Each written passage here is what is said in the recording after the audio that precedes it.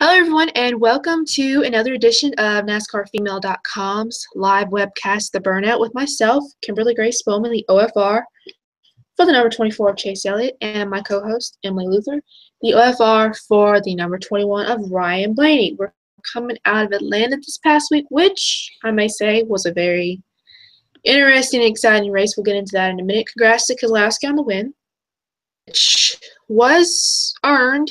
He earned that win pretty good, battling with Kyle Larson there at the end. That was pretty exciting. And we have several things to cover. Jump right into it. Atlanta was predominantly dominated by Kevin Harvick, who won the first two stages. So stage wins don't necessarily mean everything. All right. What? It sounded like an elephant was coming through the floor. Hey. We got some penalties actually to discuss this week. They laid down the law pretty good for Allmendinger right here. Yeah, poor little guy never had a chance. I mean, they're pretty serious about the lug nuts. That's for sure. Yeah. But my thing was, okay, he didn't obviously it didn't help them, so they kind of got penalized already with the sort of midfield finish because gave him an advantage or anything. It's weird. He's the only one who got a penalty too. The only one with loose lug nuts. Or none. Was it loose or none? Which did he have? I got it up here. It was lug nuts not properly installed. Ew. What does that mean? Crew chief has been fined $65,000 and suspended from the next 3 Monster Energy NASCAR Cup Series points events. The team has been assessed with a loss of 35 driver and 35 owner points. They laid down the law. Yeah. All right. So, first of all, I'd like to say about the possibility of them repaving Atlanta, I'm going to spit because I do not think they should. Because this past weekend proved some exciting racing. And I really sort of enjoyed it. It was on the edge of my seat, with Chase battling there. It was crazy there for a while. And, my thing is, okay, they're adding all these modern touches to the car and all these things. Don't touch the tracks unless it absolutely positively needs it. But if it's I don't get why they want to repave it when it's like, okay, if you leave it, at least leave it the way it is. You're bridging the gap between, okay, having a little bit of old school stuck in there and see how they battle it out. I mean, were we watching the same race? I think so. Because I literally was bored out of my ever-living mind. Really? They were sliding everywhere. The end, the last few laps were exciting because you didn't know who was going to win, and I thought that was great. And, I commend Brad. Great. Good job, there were some boring points, but I mean, his patriotism.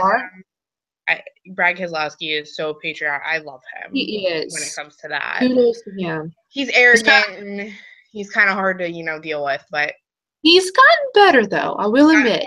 Better. However, I was so bored. When there are only 17 cars on the lead lap and only, 21 that are one lap down or no laps down, that's a problem. And it wasn't even, because of bad wrecks. It was just because Kevin Harvick just couldn't stop dominating. I'm like, can we stop? Can we figure something out? I hate nothing more than when a race, when you just keep lapping people and there's really no competitive spirit until the end, and you drive single file for how long? I can't. All right. I will admit the ending was the most exciting. So. You what? The ending was probably the most exciting of it all. No, it wasn't. However, maybe it'll get better. I don't know. I'm definitely seeing where this stage racing will help, because if it wasn't for stage racing, it would be even more bored. I will admit that. I'm looking forward the end of the stage, if it starts getting boring, you're like, oh, we'll bunch them up in a few. Yeah. I think the downforce package was a success at Atlanta. However, like, can we not let cars get lapped that easily? Like, it was just bad. I looked at one point, and Junior was 4 laps down. Ryan was 4 laps down, and I'm like, what happened? Literally, what happened? Just so stupid. It wasn't even like mistakes on there. Like, mistakes weren't bad. Although I did find it very interesting how many speeding penalties there were. Definitely. I will take notice that, you know, in the top 5, I'm looking at it now, but the top 5, we had some variety from different teams. It wasn't like a certain team dominated. Kenseth, Kane, Elliott, Logano. Everyone was kind of representing in the top. That was pretty cool to see all that shaking up a little bit. 4th. Hello. That's pretty good for him. Yeah. Kurt Busch, last week's winner, he we had to have some in it a little while, but you know, him being more of a newer driver, younger driver. Some newer names did pretty good this past weekend. Trevor Bayne finished 12th. Eric Jones 14th, so it was pretty good. Finished 17th. Is that good? For her, it's good. Look, I am totally trying to get better at not dissing her. Because I didn't say anything wrong. I said for her, it's good. Right. I get it. Put more money behind more female racers besides just Danica. There's actually a few females in the next generation coming up. Yep, NASCAR Next for this year. I don't know if you've had the chance to look at the Journey to Cup section on our website. You can go to NASCARfemale.com, and it is a tab on there, so just go ahead and click on it. That was brought to our lovely OFR, Jessie Miller. So check it out. She did a really good job on this. I think 2 or 3 females that are listed, actually, which is pretty cool. Yep. There was an interesting announcement this week, and I'm very upset by it.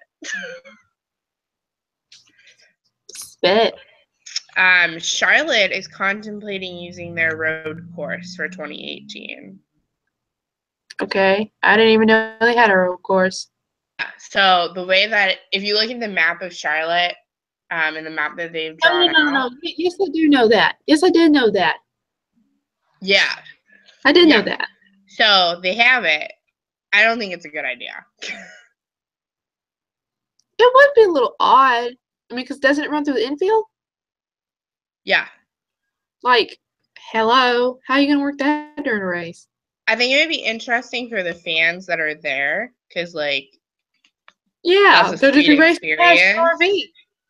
Yeah, like, that's a sweet experience. I just don't think it's a good idea. We have... Knowing they would not let them park, like, they would probably have whatever nearby camping areas would probably be vacated anyway. I think to a point. There's so much money in that, though, that they can't just make them move. You know, like, they make a lot of money off the infield. So I get I'm under the impression that they'll figure something out. However, we have drivers who literally hate road courses. Hate them. There's a lot of drivers in the Cup Series who don't do well at at road courses. Junior loves to say that he loves road courses, but his performance does not reflect on that. He loves to see. I think he wants to love road courses. I just don't think he understands that loving road courses would be a lot easier if he actually did well at them. Right. I mean, I get the perspective because they seem okay. 1 lap takes you what, 2 minutes to take? I don't think I can stay awake that long. If I mean, I don't get. Okay, let's go from a view. And you get to see the cars pass by every 2 minutes or 3 minutes, and it's just like, vroom, in there. Yeah. You can't even see the cars. I do not get how any spectator would even go to a road course race at all. I don't understand it either. Like, I know I've heard Watkins Glen is really cool to watch, but like again, it's only so far those binoculars can work. Yeah. And if you're gonna watch it on the Jumbotron, why don't you just watch it at home? Exactly. Better camera views. I don't get it. I don't get the appeal to them. I get to the appeal to, people like Danica, like Kurt, like Juan Pablo Montoya. They raced in Indy. So Dinger. Stewart, there's quite a few. I understand the appeal for them because they've raced that before. Indy is a completely different aspect. However, there are road courses, and I think it's done a lot better in Indy. I think road courses are handled a lot better than in NASCAR. Mm-hmm. I know Charlotte's got the road course. What other track has the road course? Sonoma is a road course. Watkins Glen is a road course. They have a road course in the track, the old track.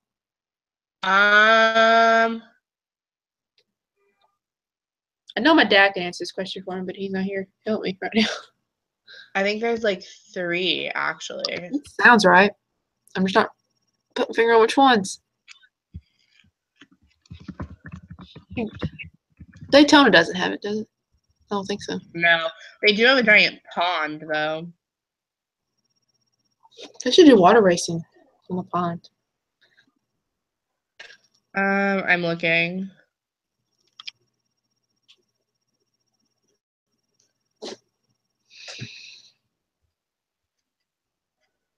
Paved ovals. Thank you for that fabulous information.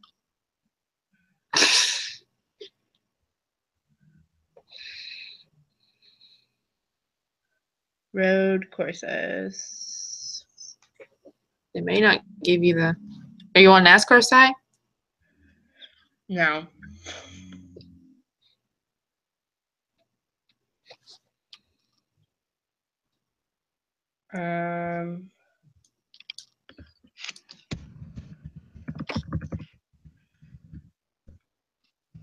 Want me to look too? The tracks. I think it's Pocono. It's Pocono. Yeah, I think they're one. Pocono for sure. Yeah. Okay.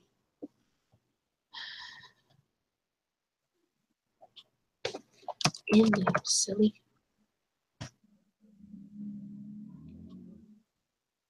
Google is so smart, not. New Hampshire. So you're right, just 3? Pocono and New Hampshire is all I've found so far.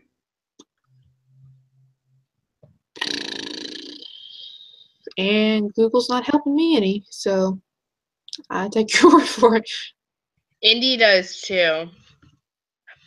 Okay, so that's 4? Yeah. But Indy, they use theirs for Grand Prix.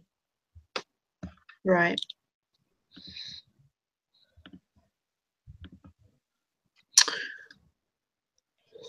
So what else happened? Did you see the whole race this past Sunday? Because you said you missed part of last week's race, so I gotta ask you this week. Yeah, I did see it. So anything particular caught your eye that you found interesting besides the fact that you found it boring? All of the speeding penalties, and it wasn't like. Who all got one? You what? Jimmy Johnson. Penalties. Jimmy Johnson. Oh my God, no. I literally think almost every driver did at that point. Like every big name driver. I think Jimmy actually had 2, if I can recall correctly, because at one point there was like still 100 laps in the race, and I think it was Daryl was like, that's 9 penalties so far. I'm sure there's more to come. And then he goes, and we only have 7 offenders. And it was right as Jimmy was pitting. So that's why I'm wondering if it was Jimmy that did it twice. I totally had another thought, but it left right as you was talking. Oh, Lord. I'll let you know if it comes back. It had to do with what you said. I'm not even kidding. This is embarrassing. It happens to me all the time. It's fine. I thought today was Friday. My mom did that too. Don't tell you I said that. That was embarrassing. I woke up this morning because I was so excited because I thought today we were leaving for vacation. I wake up and I'm like, yeah, finally! I look down at my Fitbit and I'm like, no. I cried. I was so mad. No, but I have no idea what I was going to say, so. All right, what other headline news do we have this week? I don't think that much has happened this week. week. Hall of Fame nominees. Oh, yeah. That's important. Me. Now, I'm not 100% sure how this works, actually. It's my first time really just kind of following it closely. I followed it last year. But, okay, can anyone just nominate someone? No, there's can't. But, I mean, you know what I mean. Checklist of, things that have to happen. There's, a protocol and stuff. Okay. Because there's 24 nominees. That was a lot. How many nominees did they have last year? I don't know, but only 5 made it. Right. And so basically, you have these 24 nominees, and they vote on the 24 nominees, or does any get eliminated before voting, or?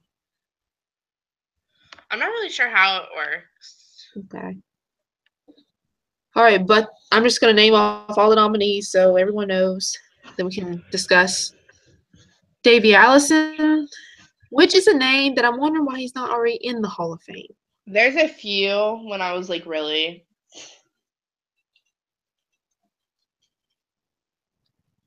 Buddy Baker, Red Byron,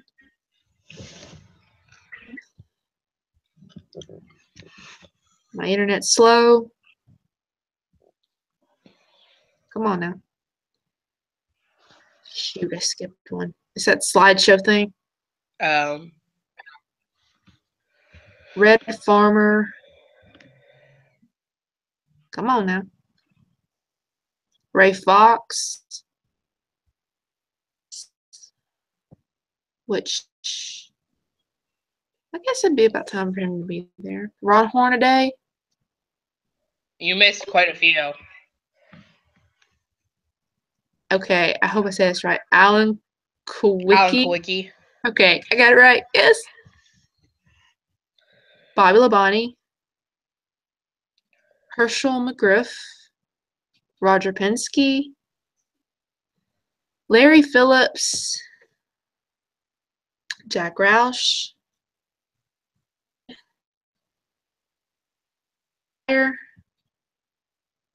Okay, Mike Stefanik. Yeah. Did you say Ricky Rudd? Yeah, I think so. Waddell Wilson. Did I say that right? Waddell, yeah. I'm acing these. Robert Yates. And you forgot Ray Evernham and Red Farmer and Ray Fox. No, I did say them. I did say them. Check out the replay. I think it must have been delayed then.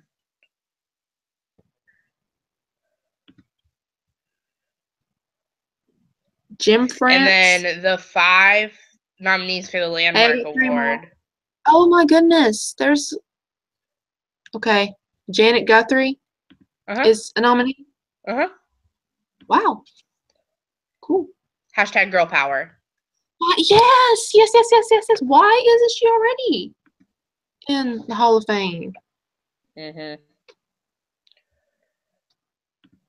Alvin Hawkins. And Ralph Seagraves. That's it.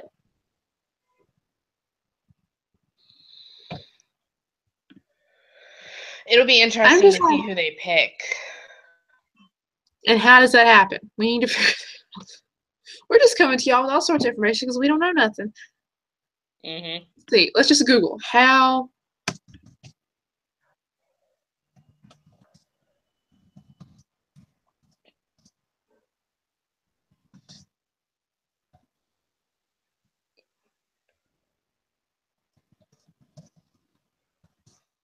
I don't even know if this is gonna work. I'll just see if I come up with anything. Nope, no help.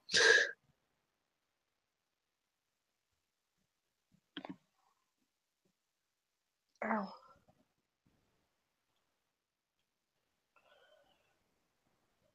Okay, so basically this list was names added to the list of ones that didn't make it in last year. Yes, essentially. Is that like, I know, is there like a certain number, like, there's only a certain number that can be nominated or voted in? I think it's 5 inductees per year, but I don't know when they're cutting it off. That sounds about right. So I guess out of 20 or so, your odds are 25%. So I guess you may take a few years to get in there. Yeah. All right. Any thoughts on the nominees? I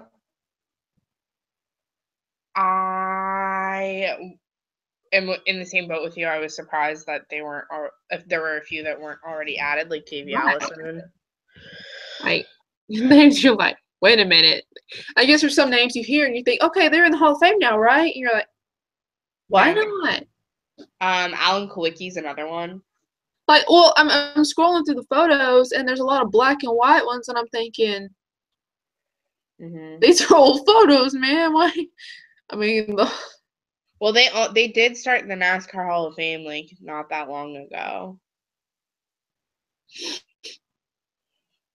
And there's some nominees there, like, you know, I was a Bonnie fan, you know, back when I was younger. So I would love to see him in there, but I think some others need to be in there if we're going chronologically here. Absolutely. Need to get but in I don't first. think they're doing it that way. I think they're basing it off of, you know, their contribution to the sport and stuff.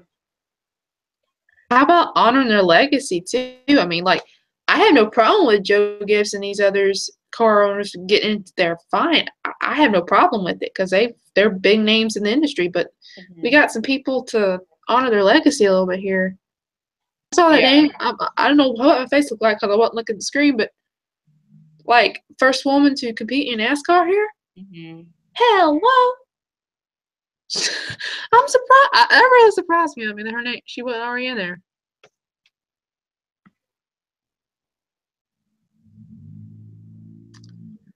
All right, so we're going to Las Vegas. NASCAR's heading west.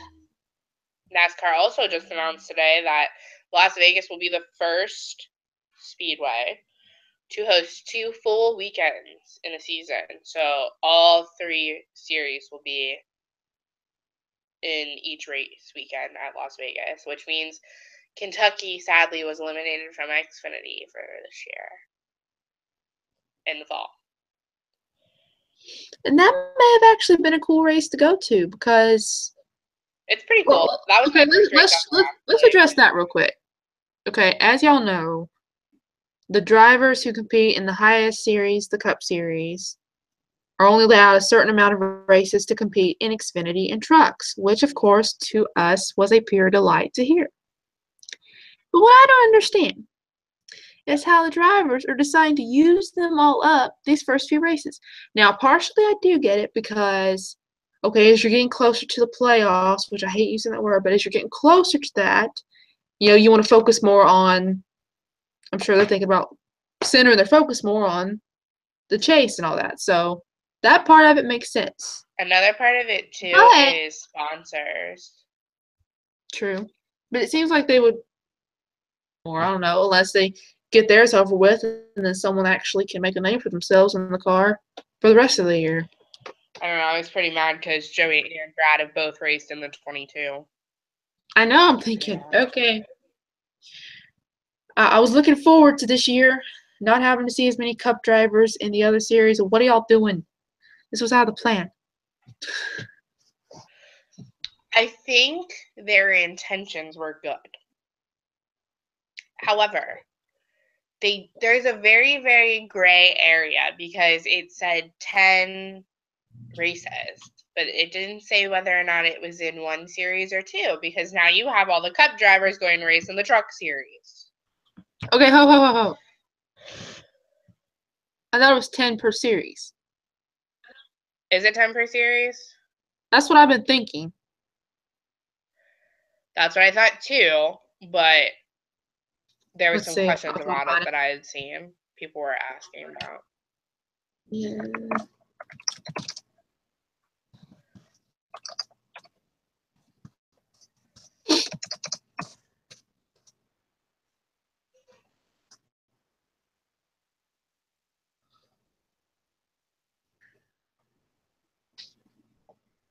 Okay.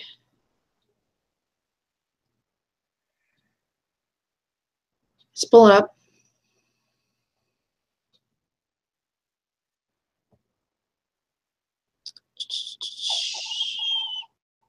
Okay, found it.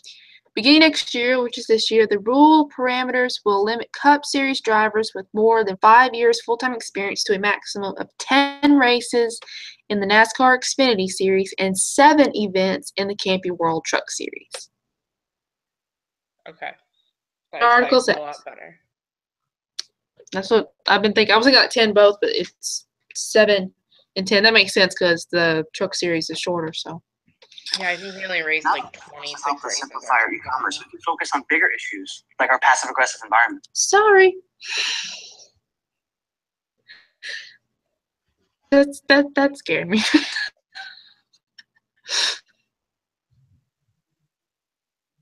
Where were we?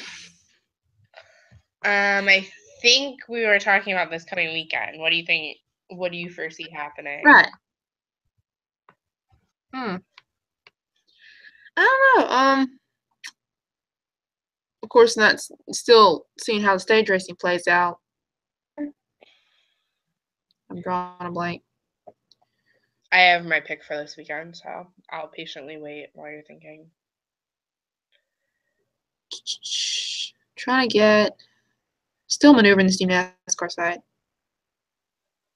Ugh.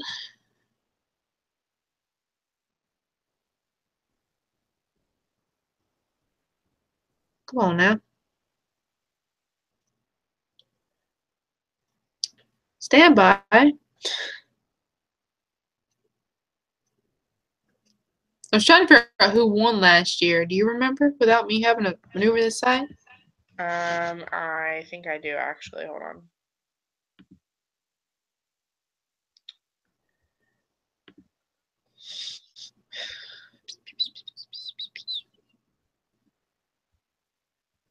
I think it was who my pick is, possibly.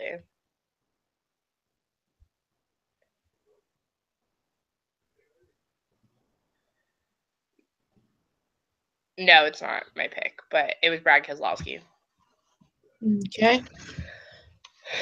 BK. Yes, I'm not finding it. I'm still getting used to new side, so anyway. All right, so your pick is Keselowski.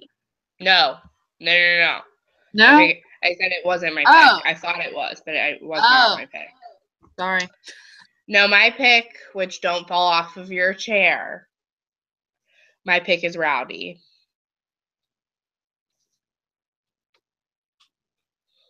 Really? Yes, it is his own track. He does well here. I mean, last year when they went to Vegas, he went into the race, or he came out of the race as the points leader. I think, he's done decent. He's had, Daytona was a little bit of a struggle for him, just a little bit. And last weekend was totally not his fault. I will give him that 100%. The fact that a fan couldn't keep their hands to themselves and knocked Doyle down. Come on. What? You didn't see the news?